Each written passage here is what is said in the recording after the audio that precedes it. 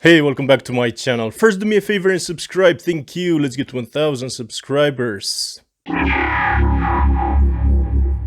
I got 4 more cool watches here. The average price per watch was incredible, just 72 euros. I've decided to complete my collection at 14 watches, but I've already failed because I got 15 in total. I did get these over a period of a few months. I've set the time on all of them, and just like with my previous watches unboxing, I've put a screen protector on the face because I really like to take care of my shit. And if you're wondering why I'm doing that, recently I got one of my G-Shocks out and immediately banged the wrist on something and the screen protector got scratched, but the watch was okay, so there you go.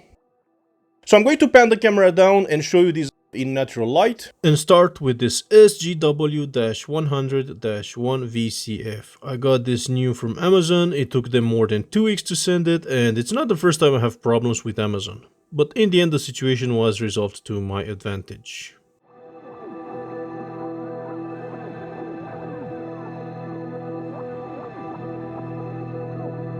I got this from the Casio store. The box is kind of damaged. It looks like a mini vintage Pro Trek, not like a G-Shock like a lot of idiots on YouTube say. I thought the display would be bigger, but I love the cool electroluminescent backlight which all Casio watches should have. I don't really like this strip they did here, but it's okay, I guess it's for the date.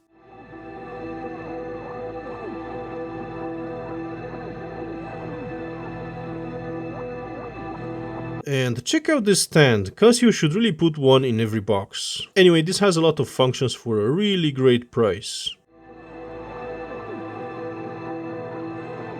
Moving on with the EFR-547D-2AVUEF.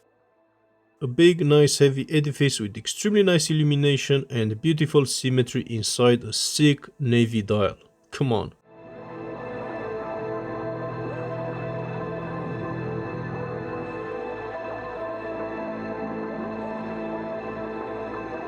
This is about 6 years old though, and this pusher should have been placed here on the 9 o'clock position, but it's okay.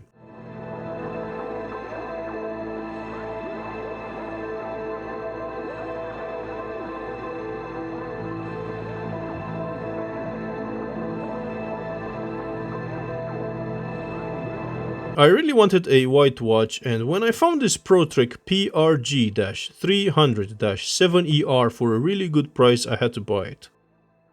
And it's not pure white, it's more of an off-white. I really like it. Seriously, what the fuck is up with this novel? I do understand this has a lot of functions, but still.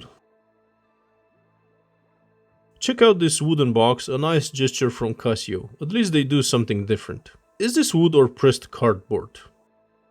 And this negative display is pure trash. Casio should really put the MIP display in all watches.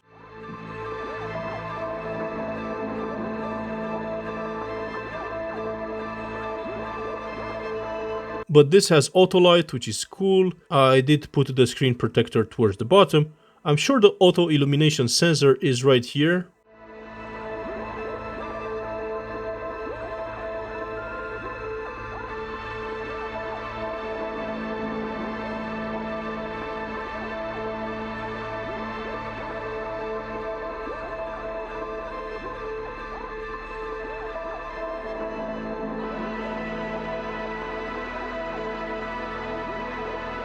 And finally, I got this from Japan. I think that's why the box is different. This is the III G-Shock DW-5900-1DR.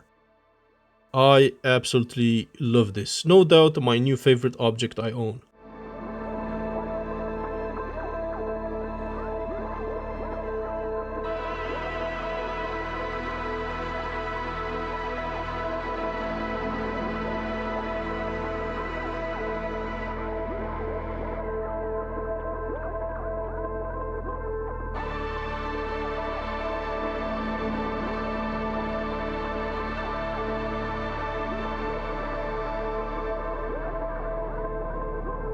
This is a version with a beautiful electroluminescent backlight.